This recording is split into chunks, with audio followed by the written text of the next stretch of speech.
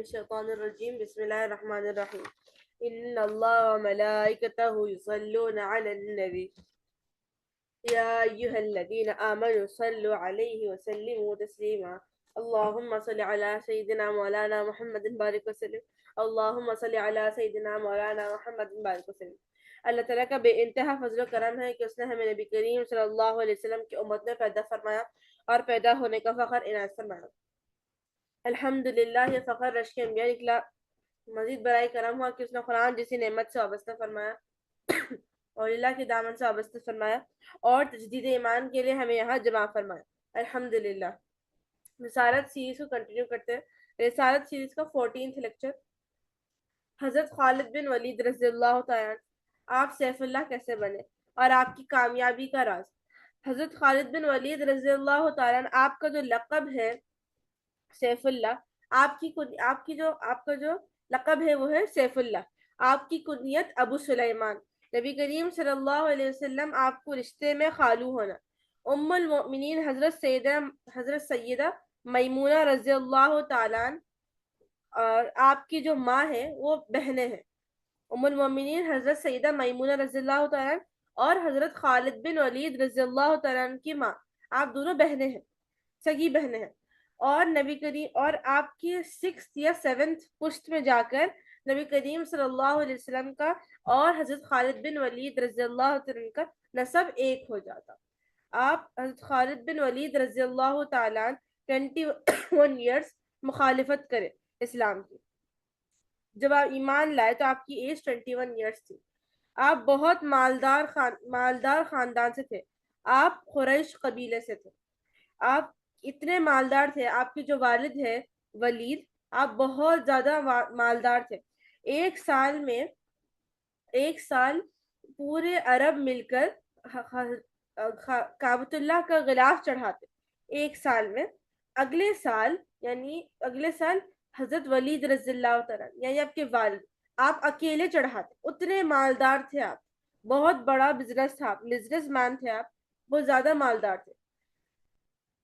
حضرت خالد بن ولید رضی اللہ تعالیٰ فرماتے میں غور کرتا تھا، میں تفکر کرتا تھا. اب دیکھیں، غور کریں گے، تفکر کریں گے تو ہی ہمیں راستہ ملے گا. آپ کہتے ہیں میں غور کرتا، میں تفکر کرتا کہ ہماری تعداد زیادہ ہوتی، ہمارے پاس جنگجو زیادہ ہوتے، ہمارے پاس ہتھیار زیادہ ہوتے، ہمارا لشکر زیادہ ہوتا، مگر ان کے پاس بوڑھے بھی ہوتے، ضعیف بھی ہوتے اور بچے بھی ہوتے، اور ان کے پاس ہتھیار نہیں ہوتے، ان کے پاس گھوڑے نہیں ہوتے، مگر پھر بھی یہ ہم پر غالب کیسے آ جاتے تھے. یعنی جب آپ ایمان لانے سے پہلے یا آپ سوچتے تھے یا آپ فرما رہے یا آپ خود بتا رہے، یہ ہم پر غالب آ جاتے تھے. ان کی تعداد کم ہوتی تھی، ہماری زیادہ ہوتی تھی، ہماری ان سے ڈبل ہوتی تھی، مگر یہ لوگ ہم پر غالب آ جاتے تھے اور ہمیں شکست ہو جاتی، یہ ان کی فتح ہو جاتی تھی. اب جنگ احد میں آپ کا تذکرہ ہے. جب جنگ احد میں نبی کریم صلی اللہ علیہ وسلم نے فرمایا صحابہ سے 50 تیر انداز صحابہ کو کہ یہاں پر ٹھہرو. ہم نے لاسٹ لیکچر میں دیکھا تھا کہ یہاں پر ٹھہرو، کسی بھی جنگ کی نوعیت ہو جائے، چاہے کیسی بھی سچویشن آ جائے، نیچے نہیں اترنا ہے. تو صحابہ نے کیا کہا، جنگ تو ختم ہو گئی، اس لغزش ہو گئی چھوٹی سی، نیچے اترنے مال غنیمت لینے آئے. تو اس ایڈوانٹیج حضرت خالد بن ولید رضی اللہ تعالیٰ، جب آپ ایمان نہیں لائے تھے، آپ نے اس کا ایڈوانٹیج اٹھایا اور پیچھے سے مسلمانوں پر حملہ کیا. مگر اس کے باوجود 60 مسلمان شہید ہوئے. اس کے بعد پھر بھی مسلمان ان پر غالب آ گئے اور حضرت خالد بن ولید رضی اللہ تعالیٰ نے کہا کہ ختم، اب جنگ روکتے. وہ لوگ چلے گئے اور یہاں پر مسلمانوں کی فتح ہو گئی. اللہ تعالیٰ نے مسلمانوں کو فتح اور نصرت فرمائی. جنگ خندق میں کفار مشرکین سارے اکٹھا ہو گئے. سارے کفار مشرکین اکٹھا ہو گئے اور لڑنے آئے. تو یہاں پر کیا ہوا، تو مسلمانوں نے خندق کھود دی تھی اور یہ کفار مشرکین یہ جنگ خندق میں حضرت خالد بن ولید رضی اللہ تعالیٰ جب ایمان نہیں لائے تھے تو آپ کفار مشرکین کی طرف سے آئے تھے. تو آپ کہتے ہیں ہم پار نہیں کر پا رہے تھے. یہ لوگ کتنے دن رکے تاکہ اس کو لوگ بر نہیں کر پا رہے تھے خندق کو. انہوں نے کہا ہم نے ایسی خندق آج تک نہیں دیکھی، اس طرح کی خندق کبھی دیکھی ہی نہیں۔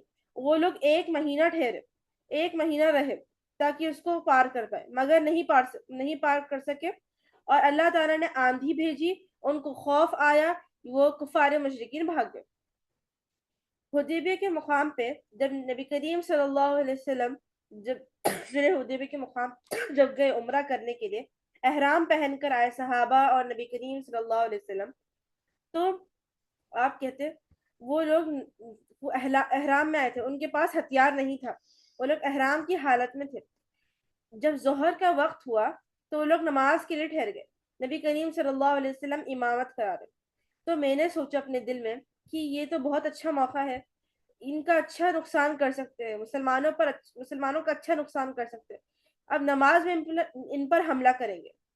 مگر میں جب حملہ کرنے کے لیے آیا تو میرا دل نہیں مانا۔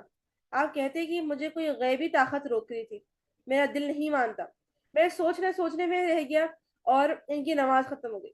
پھر عصر کا وقت آ گیا، عصر کے وقت میں میں نے پھر سے سوچا کہ اب میں ان پر حملہ کروں گا تو ان کا اچھا نقصان کر سکتے، مگر مجھے کوئی غیبی طاقت روکتی تھی، میرا دل نہیں مانتا، تو میں سوچنے میں رہ گیا، اور پھر ان کے عصر کی نماز دوبارہ ختم ہو گئی۔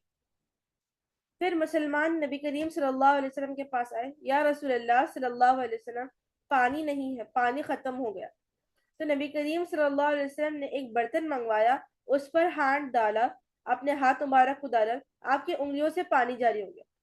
پھر نبی کریم صلی اللہ علیہ وسلم وہ جو برتن تھا اس میں سارے صحاباؤں نے پانی پیا، اور سارے اپنے جانوروں کو پانی پلایا، اور اب وہ پانی بھر بھی لیا۔ تو آپ یہ سارا دیکھ رہے تھے یہ کیسا ہو رہا۔ پھر جب نبی کریم صلی اللہ علیہ وسلم وضو کے لیے گئے تو سارے صحابہ نبی کریم صلی اللہ علیہ وسلم کو گھیر لیے، تاکہ نبی کریم صلی اللہ علیہ وسلم جو وضو کر رہے وہ پانی ان کو مل جائے۔ اور آپ کہتے اس طرح یہ لوگ گھیرے ہوئے تھے، ایسا لگ رہا تھا ایک دوسرے سے لڑ پڑیں گے، اور جو صحابی کو پانی نہیں ملتا، وہ جس صحابی کو پانی ملا ہے وہ اس صحابی کے پاس جاتے اور ان کے ہاتھوں پہ اپنے ہاتھ رگڑ لیتے، اور وہ ہاتھ لے کر اپنے مل لیتے اپنے چہرے پر۔ آپ کہتے ایسا تو ہم نے بڑے بڑے بادشاہوں کے پاس گیا، اس طرح میں نے کہیں پر بھی نہیں دیکھا۔ کتنا ادب کرتے ہیں رسول اللہ صلی اللہ علیہ وسلم کا، کتنی محبت فرماتے نبی کریم صلی اللہ علیہ وسلم سے۔ اور یہ چیز قرآن میں بھی تو نہیں آئی، حدیث میں بھی نہیں آئی کہ جب میرے رسول وضو کرے تو وہ پانی لے لو، وہ پانی مت جانے دو، یہ چیز کہیں پر بھی نہیں۔ مگر یہ صحابہ کا عمل ہے، کیوں؟ رسول اللہ صلی اللہ علیہ وسلم سے محبت فرماتے صحابہ، یہ صحابہ کا عمل خود کا ہے۔ آپ کے جو کچھ وقت گزرا اس کے بعد آپ کے جو بڑے بھائی تھے، کون؟ حضرت خالد بن ولید رضی اللہ تعالیٰ عنہ کے بڑے بھائی، انہوں نے ایمان لا لیا، انہوں نے خط بھیجا حضرت خالد بن ولید رضی اللہ تعالیٰ عنہ کو، اور کہا کدھر ہو خالد؟ تمہیں نبی کریم صلی اللہ علیہ وسلم یاد کر رہے تھے۔ نبی کریم صلی اللہ علیہ وسلم نے پوچھا مجھ سے خالد کہاں ہے؟ سمجھدار اور باوقار، ایسے سمجھدار اور باوقار انسان اسلام کے نعمت سے زیادہ دور نہیں رہ سکتے۔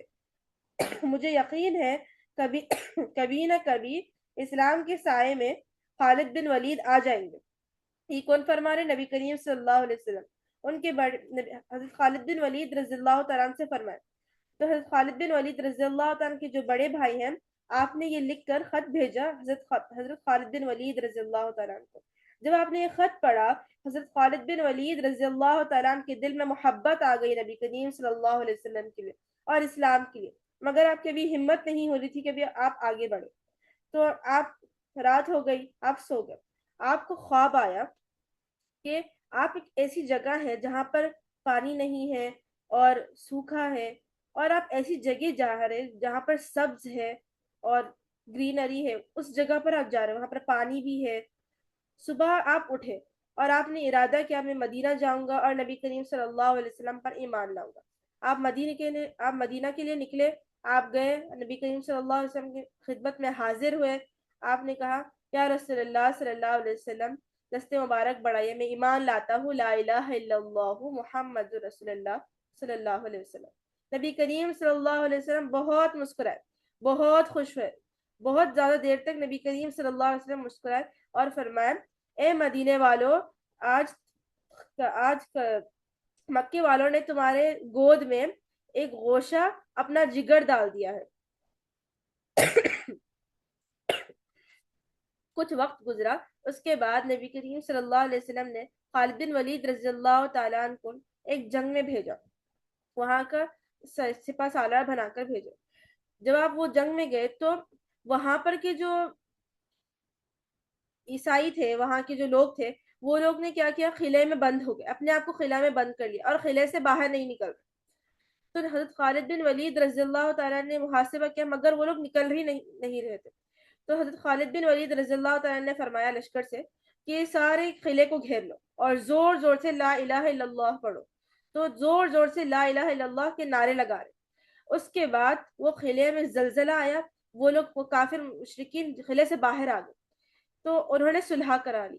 تو حضرت خالد بن ولید رضی اللہ تعالیٰ فرماتے ہیں ہم نے صرف کلیمے کا ایک جز پڑھا تھا، لا الہ الا اللہ. سوچو اگر دوسرا پڑھتے تو تم پر کیا گزرتی. آپ نے اللہ کے راہ میں سارا مال لگا دیا، آپ بہت بڑے بزنس مین کے بیٹے تھے، آپ نے پورا مال اللہ کی راہ میں لگا دیا. جب آپ کا انتقال ہوا تو آپ کے گھر سے ایک لیزہ، ایک تلوار، ایک گھوڑا نکلا صرف. جب فتح مکہ ہوا تو نبی کریم صلی اللہ علیہ وسلم نے آپ کو کمانڈر بنایا ایک دستے کا، اور حکم دیا جب تک کوئی ہم پر حملہ نہ کرے ہم نے بھی آگے سے کسی پر حملہ نہیں کرنا ہے.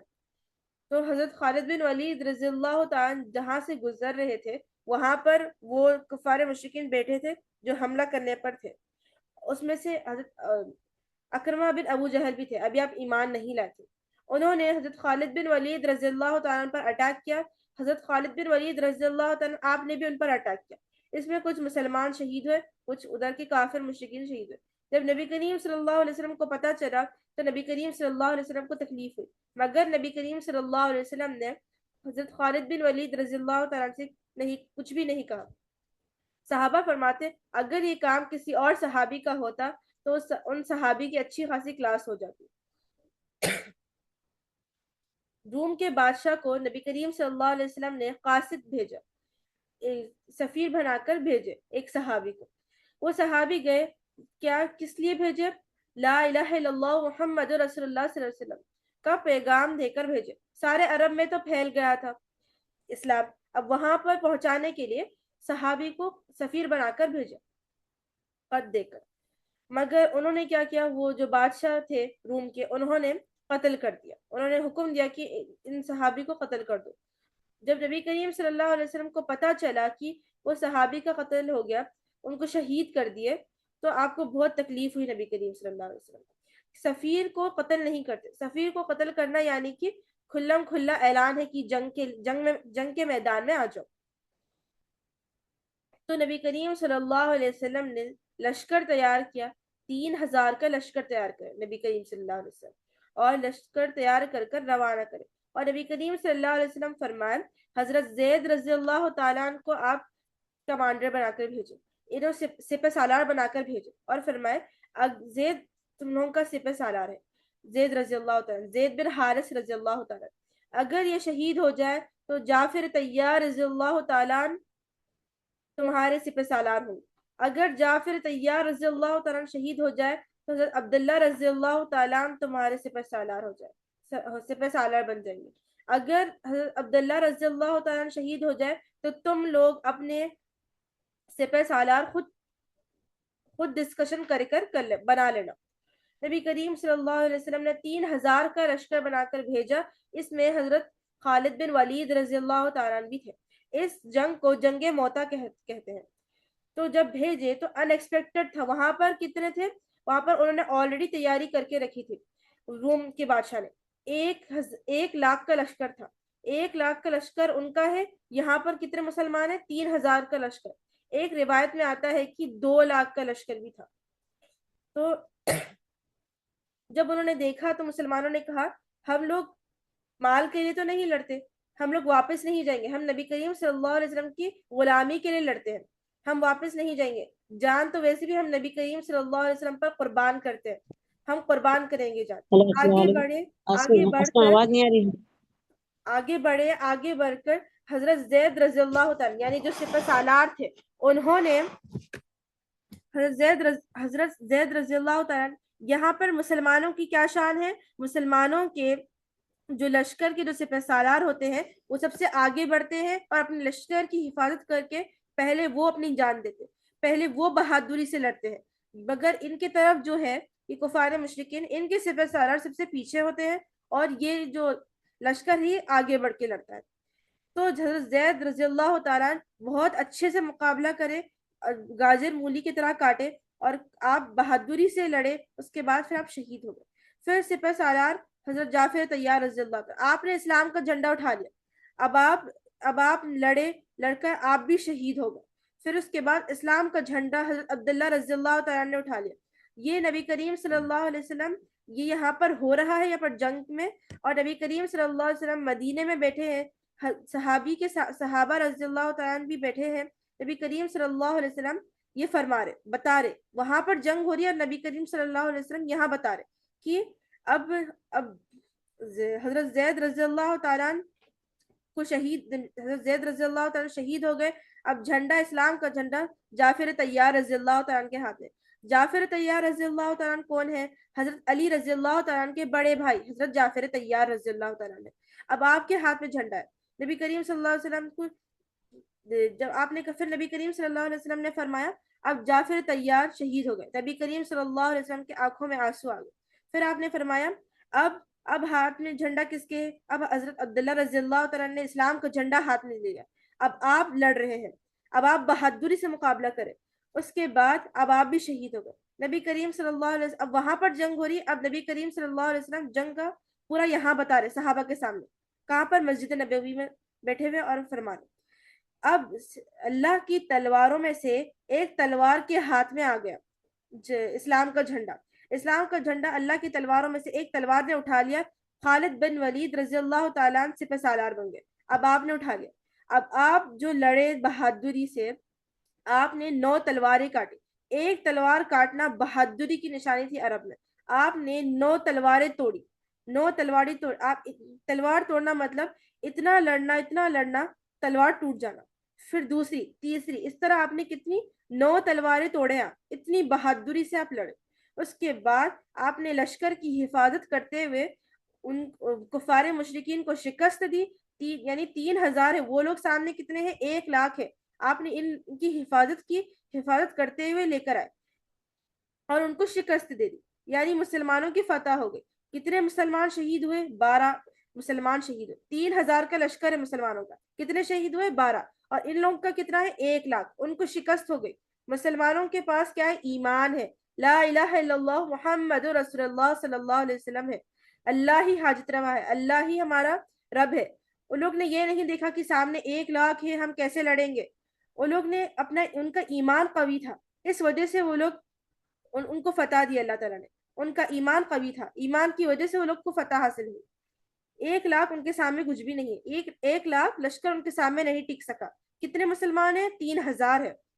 اس کے بعد آپ نے ان کی حفاظت کرتے ہوئے آپ لے کر آئے۔ جب آپ لے کر آ رہے تھے تو نبی کریم صلی اللہ علیہ وسلم مدینے کے باہر گھوڑے پر تشریف لائے اور نبی کریم صلی اللہ علیہ وسلم خود خالد بن ولید رضی اللہ تعالیٰ عنہ کا استقبال کرے۔ تو اس جنگ میں حضرت خالد بن ولید رضی اللہ تعالیٰ عنہ کو سیف اللہ کا لقب ملا، اللہ کی تلوار۔